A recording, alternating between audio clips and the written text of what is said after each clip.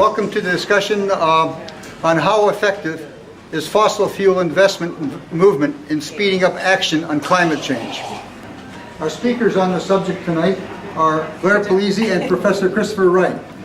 Christopher Wright is a professor of organizational studies and leader of the Balanced Enterprise Research Network at the University of Sydney Business School. Over the past 8 years, he has been exploring corporate responses to climate change with particular reference to issues of corporate politics activity, the corruption of the environment, the dominance of market logic, the construction of risk framings, and the role of emotions and identity in managers' understanding of the climate crisis. He has published extensively on these topics in a range of leading management and critical social theory journals, and has a book coming out in September with Cambridge University Press, which explores these issues, entitled Climate Change, Capitalism and Corporations, Processes of Creative Self-Destruction. I wanted to talk about a range of things tonight. I sat down yesterday and started sort of scripting what I was going to talk about and realised that this could go anywhere and everywhere. Really what I want to sort of speak to, I guess, tonight is to lead off tonight's discussion on fossil fuel divestment, not investment, with some context about the broader climate crisis, our apparent inability as a species to respond to this existential threat, as well as challenge a number of myths that seem to dominate public discussion around climate change and more specifically fossil fuel divestment. But I thought the best way to start might be with a personal story, because stories tend to tell you a little bit about the speaker and also hopefully link to the broader issue. So my story starts way back in October 2006. I know that date because I actually looked back in my photo log to find when this particular event occurred. I was attending a family gathering on a sunny Saturday or Sunday by the waterfront at Manly Beach, and some relatives had flown down from rural Queensland for the event. And over the lunch, I heard about a side of Australian life I was completely unfamiliar with. They hailed from country about 4 hours west of Mackay, cattle country, and they had been, and their forebears had been pioneers in the beef cattle industry, dating back to the early 1900s. And in the conversation that bobbed back and forth over the lunch table that day, a couple of contemporary themes kept resurfacing. One of them was, or the first of these was the unparalleled drought that they were living through. What we were later to name the millennial drought. The second theme that came up was what my relatives termed the bloody coal mines. And what they were referring to essentially was what they characterised as a scourge of large open cut coal mines which had sprung up on their large property over the last decade or so. Not only were these huge pits with their conga lines of trucks going backwards and forwards, taking the coal out to the rail lines to be taken to the ports to be shipped off to Japan or China or wherever. A visual and territorial imposition upon their understanding of the land, but they were also attracting their sons and daughters away from the cattle industry and towards the lucrative shift work that was engaged in the mines. So our relatives were bemoaning the fact that there was now no new generation to take on the cattle business once the current generation moved on. So I was pondering these ideas about this rampant expansion in the Australian coal industry, and at the same time I was just reading through Nicholas Stern's groundbreaking treatise on the economics of climate change, which had just been released, October 2006. And I can clearly remember being struck by the disconnect between the observations of my relatives about the massive expansion of the Australian coal mining industry and the equally persuasive logic of Nicholas Stern, where it amassed a significant amount of economic evidence which suggested we'd reached a tipping point with regard to fossil fuels, like coal. Stern characterised climate change in that famous quote, "the greatest market failure the world had ever seen."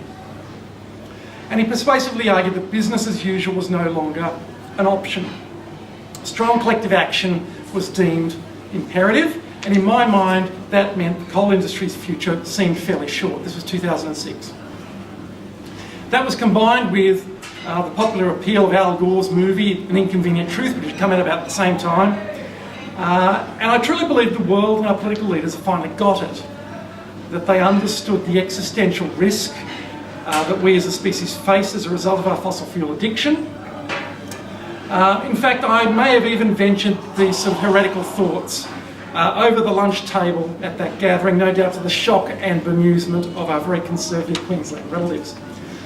So, fast forward to the present. So that was 2006, fast forward to the present. Here we are in 2015, and we have a Prime Minister proclaiming coal is good for humanity. We have amongst the highest, I think the second highest per capita carbon emissions in the world. And we have the dubious distinction of being the first nation to have repealed the carbon pricing mechanism. So what's happened? From the period when it seemed fairly clear that the writing was on the wall for fossil fuel industry and coal industry in particular, to a stage now where we seem to be pushing the accelerator even further to the floor in our desire to exploit fossil fuels and access even unconventional fossil fuels, gas fracking, deep water oil drilling, tar sands, etc., etc. Well, as you're probably aware, in a nutshell, the global fossil fuel industry and its political allies got busy, and they were very successful in sowing the seeds of doubt about climate change science across large portions of the Western populace. And it's been well documented the way in which the fossil fuel and mining industries have shaped climate policy, particularly in countries like Australia and Canada and the US. As Clive Hamilton and Guy Pearce have argued, the so-called greenhouse mafia of corporate lobbyists from the coal, oil, gas and manufacturing sectors was central in framing national Australian intransigence on climate action. While the endorsement of the Kyoto Protocol under the Rudd Labor government and the eventual adoption of carbon pricing under the Gillard government saw some limited reversal of that trend, with the return of the neoconservative Abbott government in 2013, we are now back in the fossil fuel dark ages, as evident in the myriad environmental vandalism that this government has unleashed on society. Carbon pricing repeal, axing of the Climate Commission, attacks on a renewable energy target, etc., etc., etc. So, grim times indeed for those of us who see climate change as the greatest challenge facing humanity this century. And yet this is an issue about which scientists have been warning us for over 50 years. And indeed some earlier generations of politicians actually took this seriously. So I think it was about last month was the 50th anniversary of US President Lyndon Johnson's reference to the dangers of carbon pollution in his 1965 presidential address. In response, later generations of political leaders have said quite a bit about climate change, but basically done very little, as has been evident in the procession of largely inconsequential international climate change meetings over the last 25 years. And in contrast to the lack of political action, the scientific evidence on the looming crisis has become even more forthright. Last year's worst case scenario has become this year's best case, and we've witnessed a procession of extreme weather events and shifts of such magnitude that they seem more like science fiction than scientific reality. So if the melting Arctic and methane venting from a warming Siberian tundra were not enough, then the announcement last year by glaciologists of the unstoppable, inverted commas, collapse of the West Antarctic ice sheet and multiple metre sea level rise certainly gains one's attention. Okay, so that's context. Let's shift now to divestment, because it seems to me that we've been talking about this issue now for multiple decades and doing very little about it. It's been business as usual for politicians, for corporations, and probably for most people in affluent Western societies. We go on with our lives much as we have. Into this space in the last several years has appeared a very different form of response. The idea of fossil fuel divestment. Now, as Blair will no doubt outline in much greater detail and with much more detailed facts there, I'd argue that divestment is particularly interesting in that the pace at which it's captured the popular imagination in a whole range of settings. A fast-growing grassroots social movement that challenges the failure of a top-down political solution, or even the sort of techno-fantasies that many in business and government hold to on climate change, and really challenges the whole idea of the market and business as usual as the solutions to the climate crisis. So as 350.org founder Bill McKibben set out in his widely read 2012 Rolling Stone article, the fossil fuel industry is the environment and humanity's public enemy number one. based upon some fairly simple maths. It's an argument I'm sure you're pretty familiar with. McKibben brought to prominence the science behind the idea that there is a defined budget of greenhouse gas emissions that we can emit, and if we exceed that budget, then we tip the world into the dangerous realm of dangerous climate change above 2 degrees global warming. Now, putting to one side the very relevant point that 2 degrees of global warming is seen by many climate scientists like James Hansen as itself extremely dangerous, what McKibben's argument highlighted was that we have a known budget, a known space within which, if we go beyond that, we're in the area of dangerous climate change. And yet, we also know, through groups like Carbon Tracker and others, that the known fossil fuel reserves of the major carbon majors around the world, the Exxon Mobils and Shells and BPs, the Venezuelas and others, the known fossil fuel reserves are 5 times greater than that budget that we have remaining. So as a result, fairly simple maths, to avoid politically agreed threshold of dangerous climate change, 2 degrees, we must leave around 80% of the world's known fossil fuels in the ground. And in the case of Australia, it's worse. In the case of Australia, that means 90% of our coal reserves must be left in the ground, which is clearly in fundamental conflict with the whole way in which our current government, and probably the Labor opposition as well, their policies on energy and their policies on climate.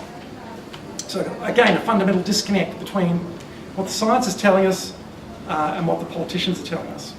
McKibben explained, the logic of divestment couldn't be simpler. If it's wrong to wreck the climate, then it's wrong to profit from that wreckage. The fossil fuel industry has 5 times as much carbon in its reserves as even the most conservative governments on earth say is safe to burn. But on the current course, it will be burned, tanking the planet. The hope is that divestment is one way to weaken those companies financially, but even more politically.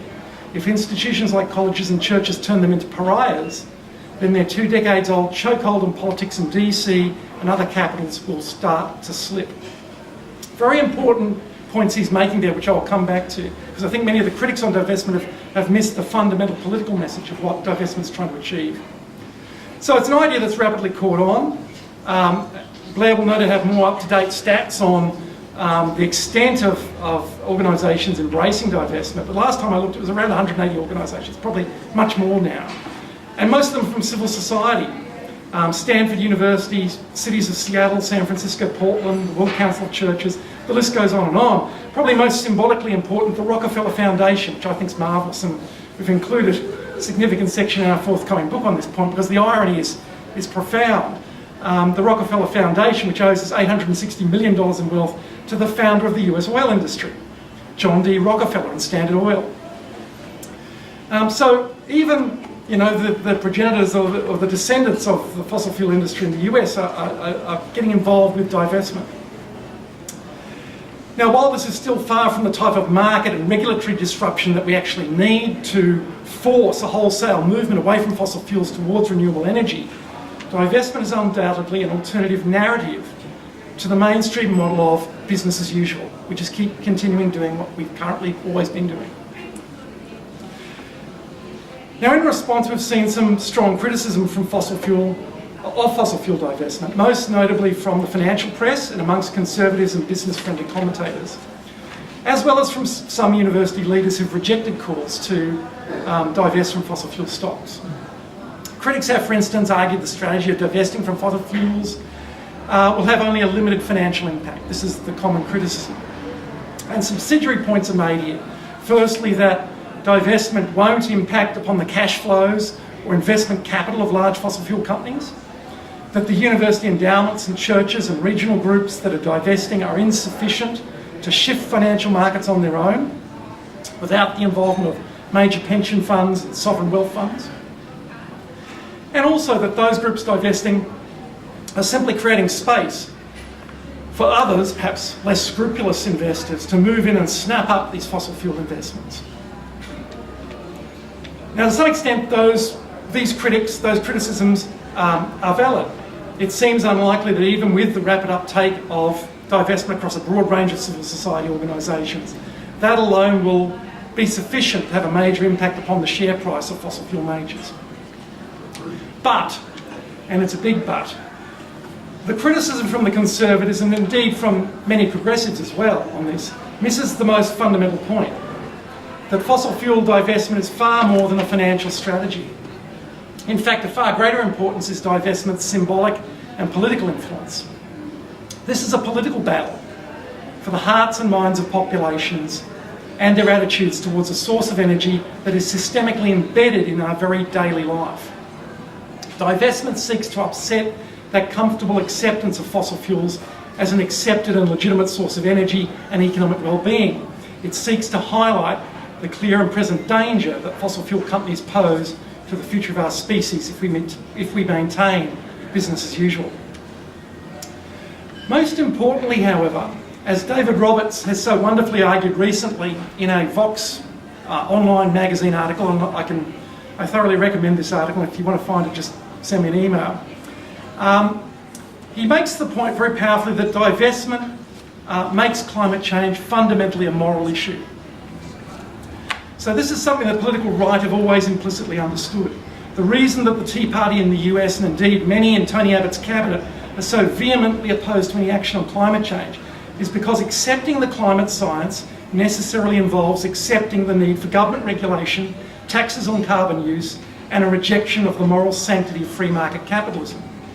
As Naomi Klein explains, hardcore conservatives have, quote, come to understand that as soon as they admit that climate change is real, they will lose the central ideological battle of our time. Whether we need to plan and manage our societies to reflect our goals and values, or whether that task can be left to the magic of the market. To date, many of those proposing action on climate change have clung to the misnomer that all we really need to do is to communicate the science, and that once people understand the facts, then they will logically change their behaviour and vote for leaders who will take decisive action in reducing greenhouse gas emissions. This techno-rationalist perspective has been behind most of the moves developed by progressive politicians, climate scientists, and even more in many environmental groups. Witness the worship of, quote, market mechanisms, industry self-regulation, and corporate environmentalism. It's evident in the 5-yearly publication of IPCC climate change reports and a more general obsession with removing emotion, passion, and morality from the climate change debate. Far better, proponents argue, to promote rationality of facts and data, and the people will follow. Well, newsflash, that strategy hasn't worked. Unfortunately, missing from such views is a recognition that political battles are won and lost upon the merits, not upon the merits of facts and data, but by human emotions upon which cognition and decision-making is structured. As Professor Andy Hoffman from the University of Michigan has pointed out, quote, the public debate around climate change is no longer about science, it's about values, culture, and ideology. And this is where I see real hope for a step change in climate action being driven by fossil fuel divestment. Because this is a strategy which seeks to make climate change a moral issue, much as earlier attempts such as the abolition of slavery or calls for the end of apartheid were essentially moral campaigns. This is a key reason why conservative groups have recently become so worried about the entry of major religious figures like the Pope into the area of climate change. By getting people to reflect on their financial investment in activities which are destroying our world and undermining the legitimacy of those institutions, we're also connecting them to the deeper moral and emotional connections on climate that are so often marginalised in political and organisational discourse. Indeed, one indication of the impact of this emergent political narrative has been the vehemence of the response from the fossil fuel industry and conservative politicians to divestment. Major oil companies like ExxonMobil, Shell and BP have responded frostily to claims that they may be holding stranded assets.